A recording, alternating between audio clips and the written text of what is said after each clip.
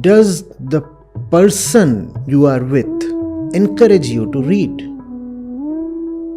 You have to ask, what does he bring for me? Roses or books? If someone has a stake in making you better, that person will push you towards books. Books are what we all need.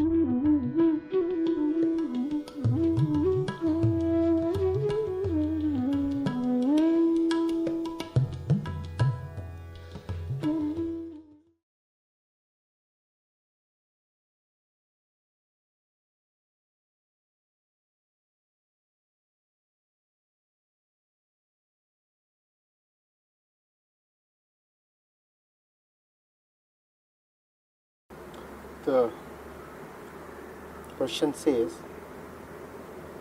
Dear Acharya Ji Pranam, while reading Avadhuta Gita verses, I read Dattatreya say, why do you, who are the identity in all, grieve in your heart?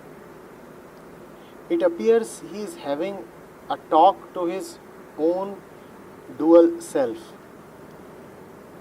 Does this mean that Dattatreya on one side keeps saying that there is only one Supreme Being, and on the other hand also keeps acknowledging the existence of the illusory dualistic self? Please explain the contrast.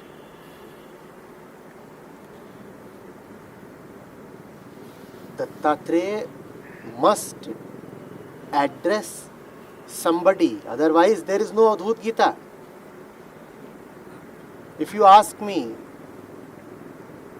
who is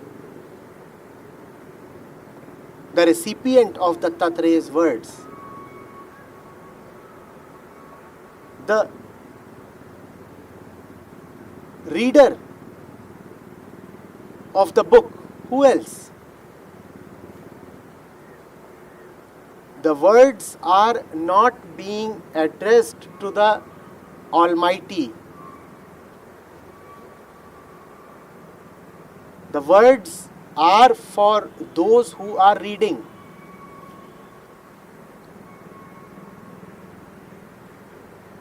The Almighty doesn't come down to read the Avadhuta Gita. The Almighty is the dissolution of the reader.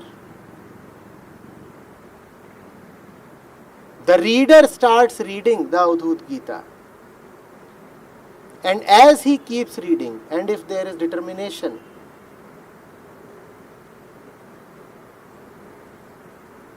and surrender in his reading, then the reading progresses and the reader diminishes.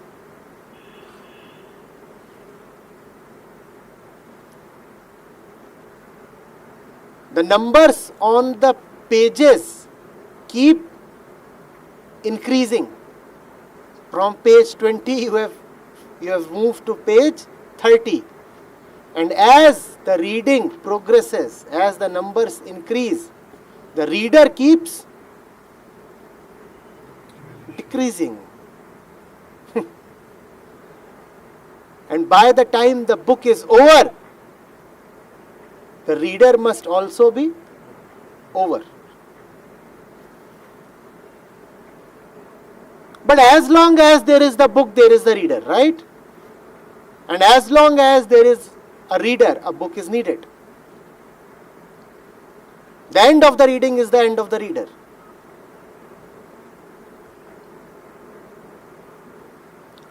The book is both a spontaneous expression of truth and a method to merge and melt into the truth. And that also tells you about spiritual methods. Anything that arises spontaneously from the truth is also the vehicle that will take you to the truth. Only the truth can take you to the truth.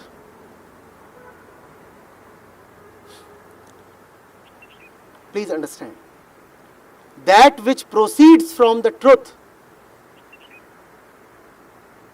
is exactly the one that proceeds into the truth. Words that arise from samadhi are also the words that will take you into samadhi. When a Dattatreya speaks from his samadhi,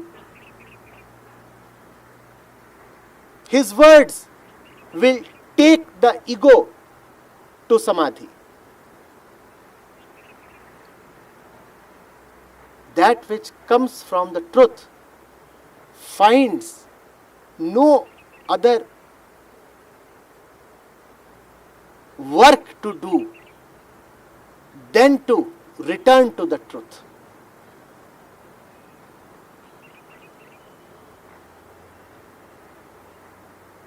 Are you getting it? Truth is quite large. Where else would you park it? If it is coming from there, it has to be parked there.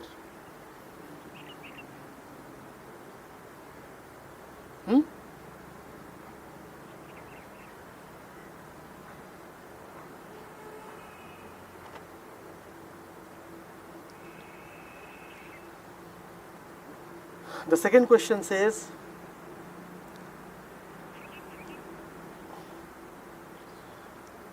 is it practically possible to remain free of ego while operating in the physical world? Is the knowledge and understanding of what is not real not enough?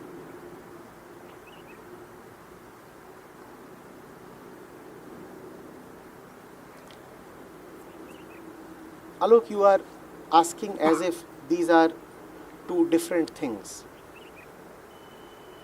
You are saying, is it necessary to be free of the ego? Is it not enough to know and understand the false as false?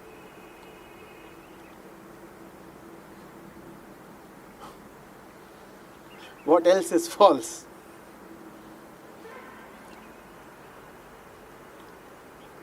Except the ego, what is false?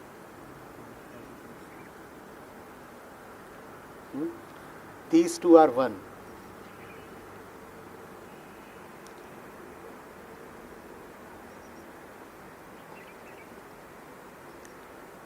What does freedom from ego mean? Freedom from ego means freedom from that definition of the self that you have created on your own. Ego is your personal definition of yourself. Freedom from ego means that now your definition has changed, rather dissolved. You have a particular concept about yourself. Have you not? I am this, I am that, I like this, I don't like that.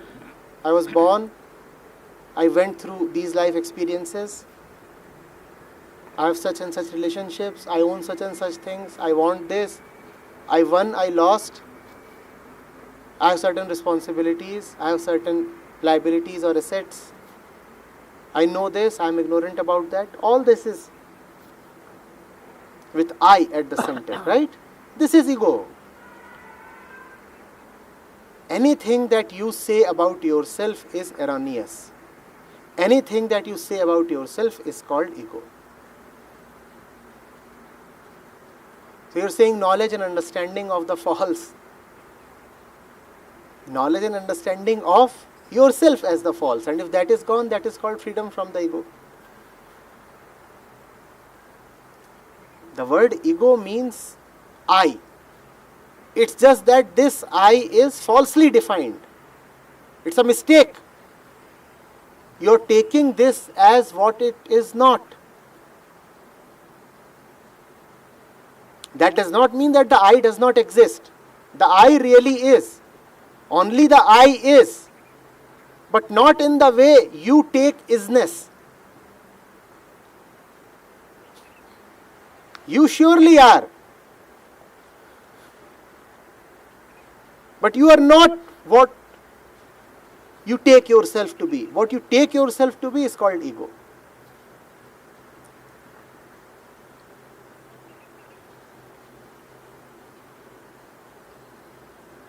When the ego dissolves, you do not go anywhere. You have no place to go.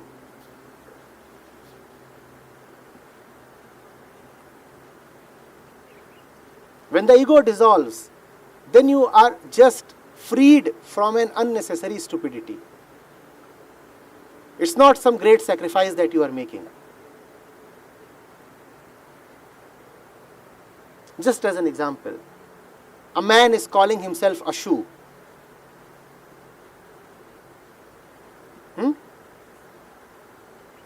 And rubbing boot polish on his face. This is ego.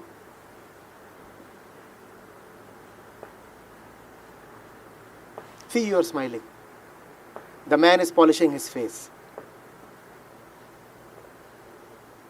and putting himself on a shoe rack.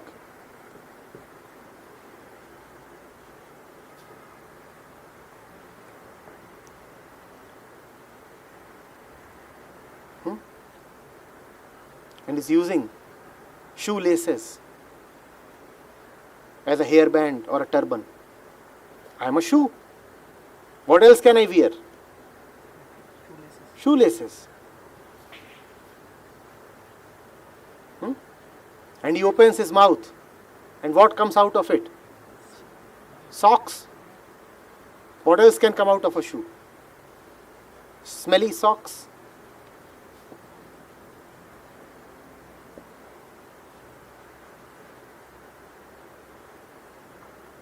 Even Harshal is smiling.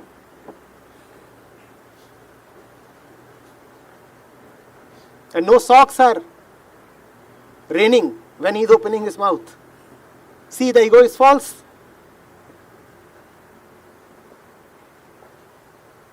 Are you getting it?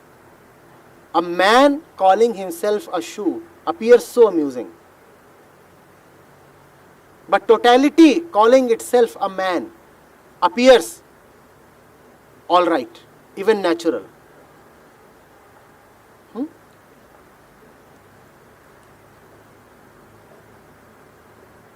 Do you smile this way when you see a so-called man calling himself a man? When he calls himself a shoe, then you smile, idiot. When he says, I am a man, then do you smile this way? Then you say, of course. He is a man, and not only is he a man, he is an American or a German, a Nigerian. Merely calling him a man does not suffice. So there must be further qualifications. White shoe, black shoe, ladies' shoe, a sandal, a holy shoe. He is a holy man.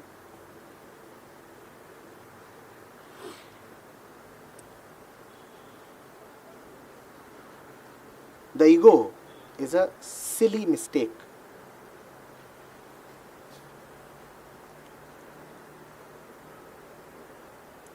One could have ignored it.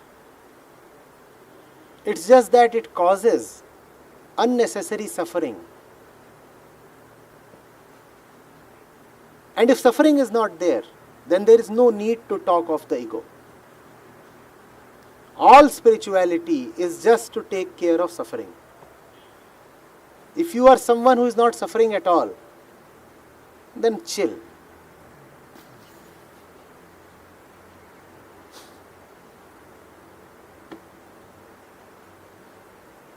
Suffering is only for those. Spirituality is only for those who are conscious at least of their suffering. Those who are so deadly unconscious that they don't even experience suffering. Spirituality does not offer them any entrance. The gates of the scriptures are closed for them. The scriptures at the outset say, unless you have mokshatva, don't come to us. Unless you have a deep and burning desire for liberation, why are you coming to us and wasting time?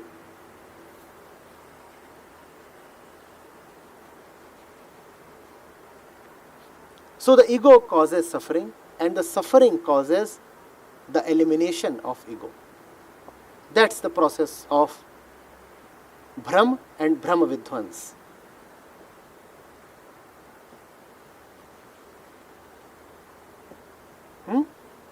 If you are mistaken, you will suffer. And if you suffer deeply, then you will suffer yourself out of your suffering. So how did you get out of your suffering? I suffered out of my suffering.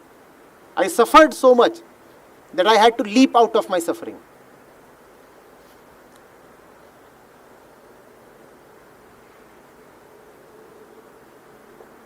I suffered my way to myself. And that is the only way to yourself. You don't travel to yourself. You don't enjoy your way to yourself. You must suffer your way to yourself. I was reading Kabir yesterday and he was so very clear. He said, this is not a matter of smiling and laughing. Unless you are crying buckets, you will not reach home.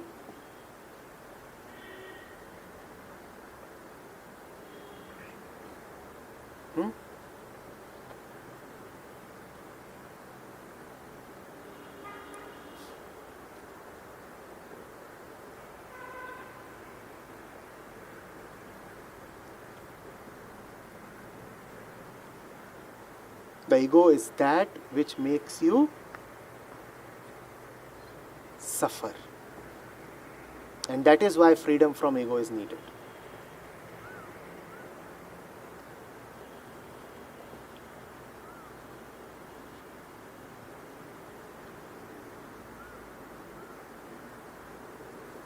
Why does the ego make you suffer?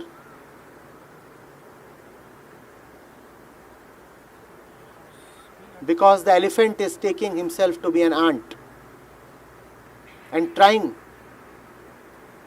to wear her pants. It suffocates. It is an impossible effort that really squeezes you, distorts you, suffocates you.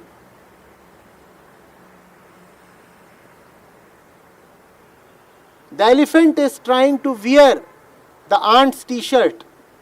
How will he breathe now? And that is why you find yourself unable to breathe. You are just too large. And you are wearing the ant's t-shirt.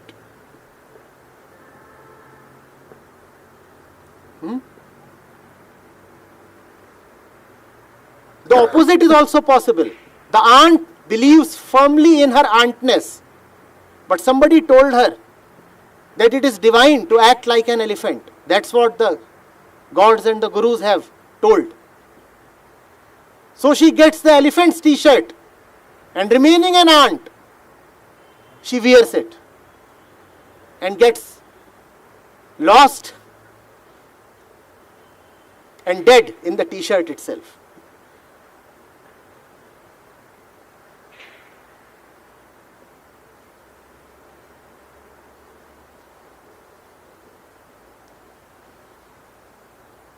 The thing with the ego is that it makes you do stuff that doesn't befit you. You are eating what you should not be eating. You are thinking what you should not be thinking. You are what you are not. You are going where you should not be going. All that you are doing is bound to be wrong. Because you are wrong. That's the thing with ego. Now you are saying, given the society, given the physical world, Does one need freedom from the ego? If you are suffering, will the society come to relieve your suffering? Yes, there is the physical world. Of course, there is this hill. There are the trees. That's what you mean by the physical world, right? There is this beach. There is the river. So, if you have a chronic headache, how will the hill help? If you have a mad disease about yourself, how will the tree help? In your madness, you will destroy the hill, destroy the tree. Will they help you?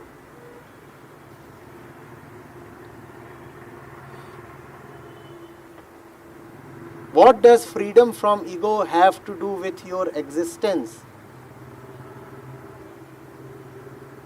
as a social creature?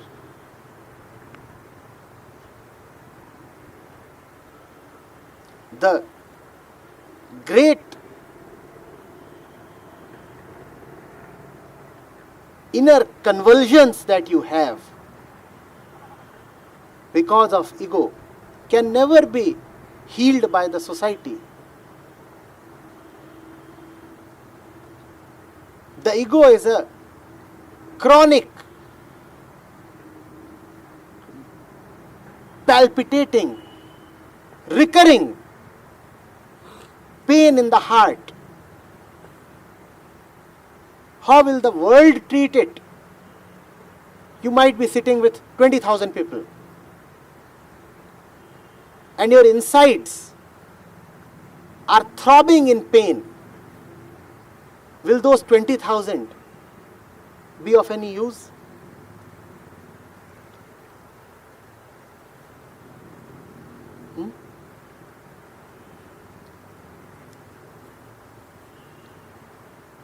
Kabir puts it so beautifully. He says, it's Ram's pain, and only Ram can heal it. He adds to it, he says, either Ram can heal it or the name of Ram.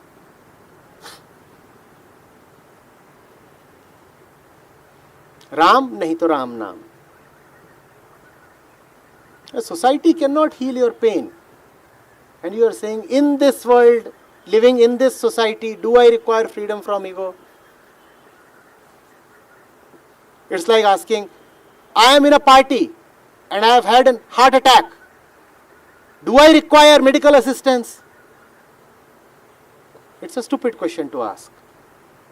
You might be anywhere, but if you have had a heart attack, you do require medical assistance.